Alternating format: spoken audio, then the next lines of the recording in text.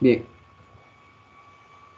Um, ya habíamos visto lo que era fatiga, ¿no? Mencionamos, ¿no? Pero no entramos a detalle todo esto aquí, pero lo que yo les decía que, así como hacíamos cálculos teóricos de falla estática, podíamos hacer cálculos teóricos de falla por fatiga. Pero aquí lo de fatiga, básicamente, ¿qué es lo que marca la diferencia? Es esto. Primero, que usted identifique qué tipo de fluctuación tiene, ¿sí? Cualquiera sea su fluctuación, es decir, desde dónde va la carga, la fuerza, una fuerza mínima al máximo. Por lo general, usted tiene estos tres casos, ¿sí? Que va desde un mínimo a un máximo, o desde cero a un máximo, o desde un punto medio, sube y baja, sube y baja. Usted puede sacar estos valores y directamente aplica sus diferentes criterios. ¿Cuál criterio va a usar? Así como yo les decía en falla estática, usted va a tener ciertas teorías que son más finas, o sea, como que más pro, ¿sí? Por ejemplo, si yo dice, oye, ¿sabes qué? Yo estoy seguro de esta vaina, yo voy a usar Soderbergh. ¿Por qué? Porque Soderbergh es la más conservadora. Pero dice, ya me siento un poco más confiado, voy a usar la de Goodman, por aquí, lineal, las dos. Pero si usted ya está como que perito y dice, ¿sabes qué? No, yo voy a ver con la de Gerber. Yo creo que puedo hacerlo así. Ya, cosas así. Entonces usted aquí tiene las teorías. Estas son las curvas que describen eso. Y estas son las teorías ya para diseñar con el factor de seguridad. Reitero, observe que en Soderbergh y Goodman son lineales. En Gerber y la ASME, en Gerber, por ejemplo, es parabólica y el factor de seguridad, uno está afuera y uno está dentro de la parte no lineal. En la elíptica, obviamente, es como su nombre lo indica y está dentro de las dos variables, el factor de seguridad. Hay que tener un poco de cuidado con eso de ahí. ¿Sí?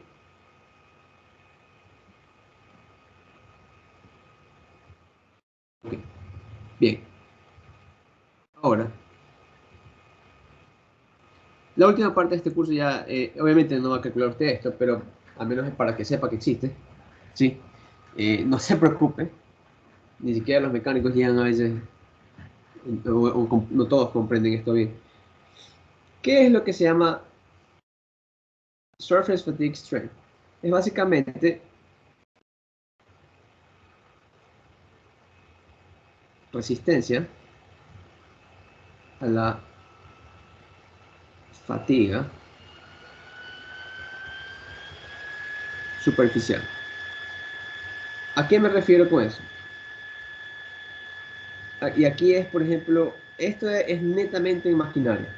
Netamente en maquinaria. ¿Por qué? Aquí tienen el mayor ejemplo. Estos elementos son engranes. Ellos mueven todo tipo de maquinaria pesada. Ellos son. O sea, es así y punto. Este es aplicado en todo lo que es maquinaria, en la que usted tiene que transmitir alta carga. Tal vez en baja carga, pero sí es que requiere más precisión. Ahora, el detalle de esto es que, si usted se da cuenta, aquí tiene dientes, cada engrane. Entonces, estos dientes, cuando se engranan, porque ese es el término, están en contacto. Sin embargo, la forma en la que está en contacto está sometido a transmitir fuerzas, pero lo que está en contacto, esa parte superficial, eventualmente se desgasta, ¿sí? Y es lo que eventualmente nos lleva a lo que se denomina desgaste. Ahora, ese desgaste, ¿por qué se genera? ¿Sí? Ese desgaste es muy difícil de cuantificar y diseñar. La gente que se pone a diseñar esto realmente, eh, por lo general son mecánicos, pero muy especializados en esto de aquí, muy buenos en esto. No todos van a ir en esta línea. Sí, y no estoy hablando de mecatrónica, estoy hablando de mecánica. Hay gente que les aseguro que no saben cómo, no saben de lo que estoy hablando. Pero esto es fundamental para la gente que está en máquinas. ¿Sí? Y ustedes son mecatrónicos, así que necesitan saber que existe esto de aquí, al menos. ¿Por qué? Porque esto es máquina. Este es el corazón de la máquina. La máquina tiene superficies de contacto y movimiento relativo. Y eso crea lo que se llama fatiga superficial. Ahora, ¿cómo funciona esto? Para esto, la fatiga superficial, tenemos lo que se llaman esfuerzos de contacto. Estos también se conocen como Esfuerzos de Hertz. Los esfuerzos de Hertz son esfuerzos debido a superficies en contacto. Ahora, ¿por qué se menciona esto? Cuando yo tengo, por ejemplo, imagínense que esto es cilíndrico, como usted lo puede ver aquí, ¿sí ve?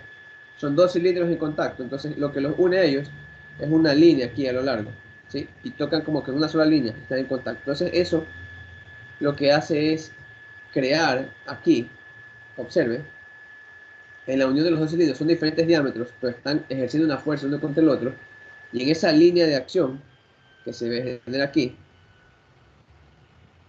ahí se da una distribución de esfuerzo, justo aquí en la línea, en el punto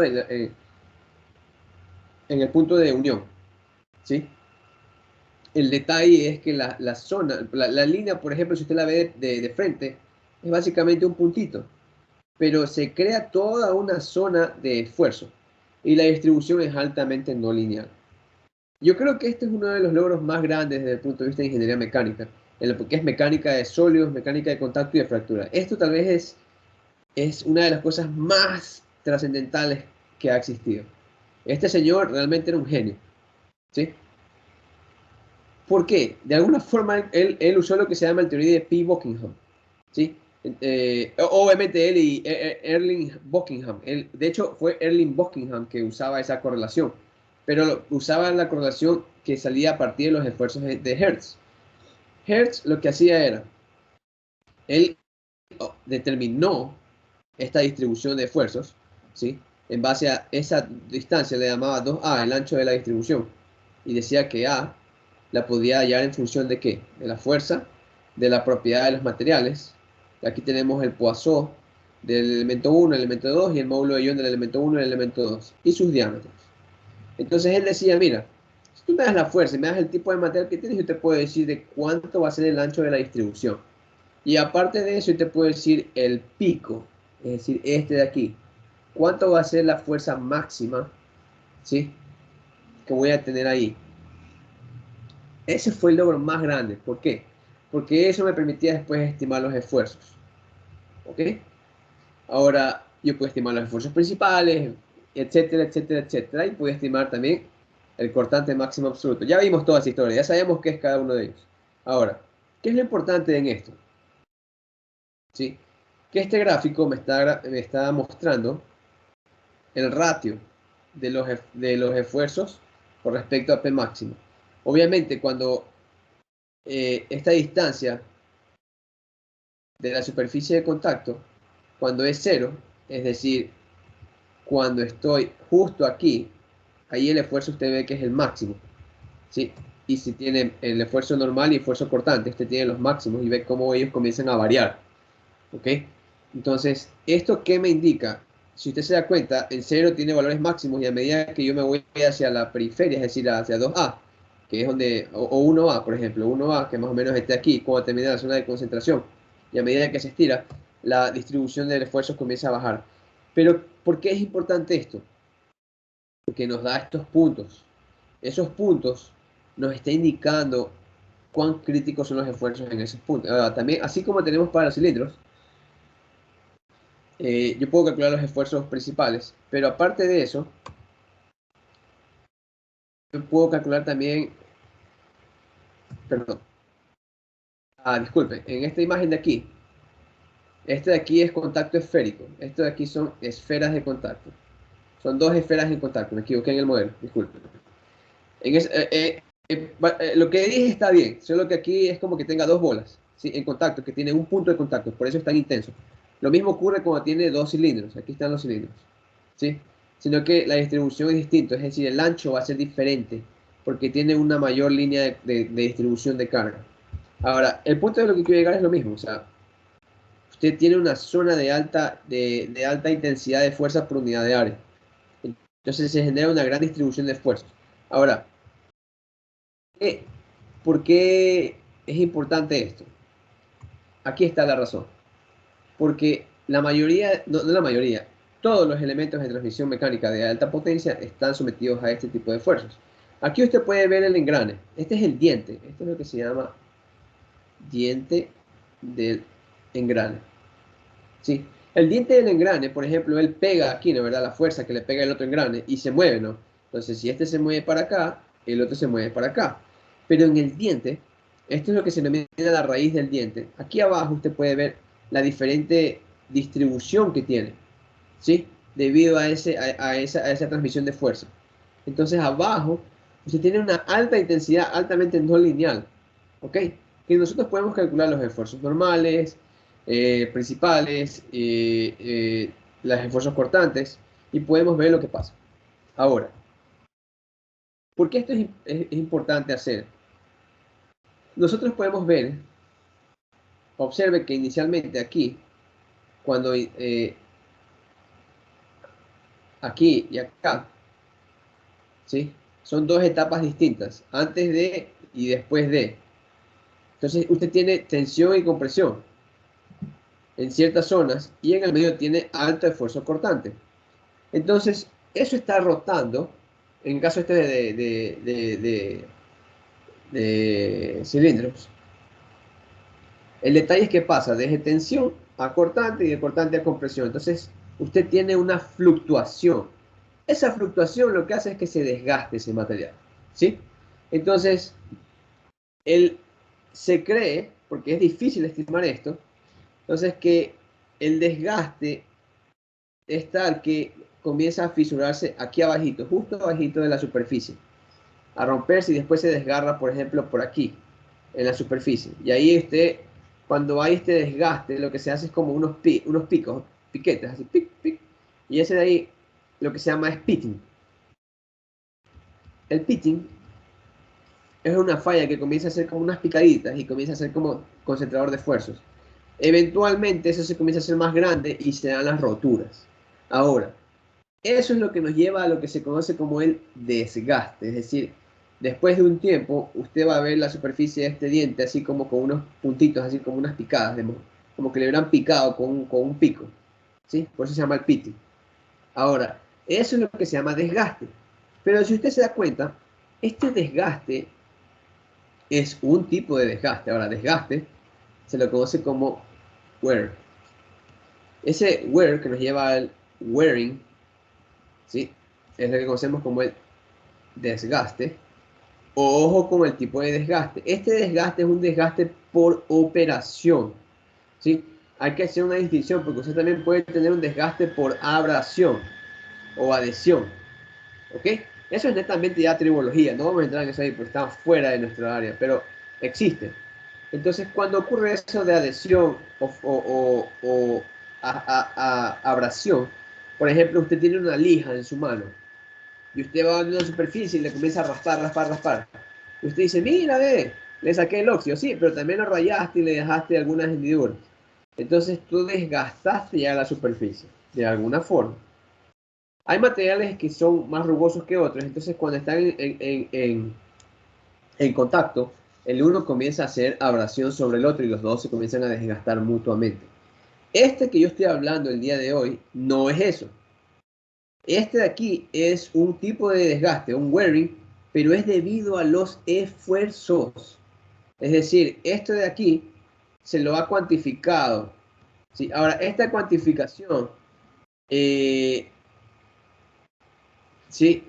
Para esto se usa el teorema de Pi-Bockington. Es algo experimental que dice, oye, esto se lo va en función del material, en función del tipo de esfuerzo, en función de la resistencia que tenga. Sí, pero para eso se lo relaciona con números de ciclos de falla, ¿sí? Entonces, este pitting o el wearing no inicia al primer contacto. Usted puede tener ahí el engrane funcionando. Después de 1000 horas no pasa nada. Después de 10.000 horas, de repente se dio un pitting ahí. Porque de alguna forma por abajo algo pasó y se rompió algo y comenzó a concentrar y se fisuró. Puede ser. Entonces ahí comenzó a hacerse un huequito. A las 10.000 horas. A las 20.000 ya tenía varios huequitos. ¿Sí? ¿Por qué? Porque esto depende de qué? Del número de horas, de la intensidad de los esfuerzos, de la lubricación. Porque si hay lubricante, esto obviamente se controla más, pero también hay desgaste. Ahora, a medida que avance el desgaste, si en uno de ellos se da esto, obviamente cuando el otro diente lo choque o esté en contacto, perdón, lo toque para moverlo, va a topar una superficie áspera. Entonces se comienza a propagar el desgaste, ¿sí? Eventualmente cuando esto falla, usted ve todos esos dientes rayados, como que alguien les hubiera pasando una lija o picándolos. Entonces, una vez que inicia esto, es muy difícil retroceder. E incluso si usted tiene lubricante, si por algún motivo aquí tiene un hueco y usted tiene fluido, que obviamente esto está bañado en un fluido, cuando entran en contacto con el otro diente, esto hace presión y mete el fluido, lo presiona y comienza, a veces puede incluso hasta hacer una presión dentro y comenzar a romper más rápido. Depende del tipo de falla que se haya iniciado. Obviamente el lubricante lo que hace es crear una película que nos evita o nos protege de este tipo de acciones o que si es que existe, la película de alguna forma lo cubra y no sea tan agresivo, pero igual el proceso ya está. O sea, no hay marcha atrás. Se va a desgastar y así es. Lo que hay que ver es que no sea tan agresivo el comportamiento en el tiempo. ¿Sí? ¿Esto se va a desgastar? Sí. ¿Por qué? Porque está en contacto. Esto está algo inédito del diseño del material. Entonces, usted es algo que no ve, pero es algo que está abajo de la superficie, que está fluctuando. ¿Sí? Entonces, esa fluctuación es inherente debido a la dinámica del problema. ¿Sí? Entonces, esos cambios lo está creando usted, ¿qué cosa? Fluctuación. Y usted dice, pero yo no quería eso. Sí, pero ¿qué se puede hacer? Es la forma en que trabaja. Se genera una fluctuación. Hay que dar gracias a Dios que alguien se dio cuenta que existía esto. Si no, hubieran seguido rompiendo y rompiendo sin darse cuenta. Esta fluctuación lo que hace es que se genera el desgaste. ¿Sí? Entonces, el P. Buckingham lo que hace es, de alguna forma, obviamente esto es altamente experimental, cuantifica en función de la resistencia a la fatiga superficial, en función de la fuerza que se aplica, en función de las dimensiones, en función del tipo de material, cuantificar un factor. Ese factor, P. Buckingham, se lo correlaciona experimentalmente con el número de ciclos al que va a ocurrir la falla. ¿Ok? Eso es lo que se está haciendo. ¿Ok? Bien. Solo quería mencionar esto. Obviamente esto no lo va a calcular usted, ¿no? A estas alturas. Tendría que tomar todo un curso siguiente más avanzado de esto. Ya le digo, esto es todo un mundo. Todo un mundo.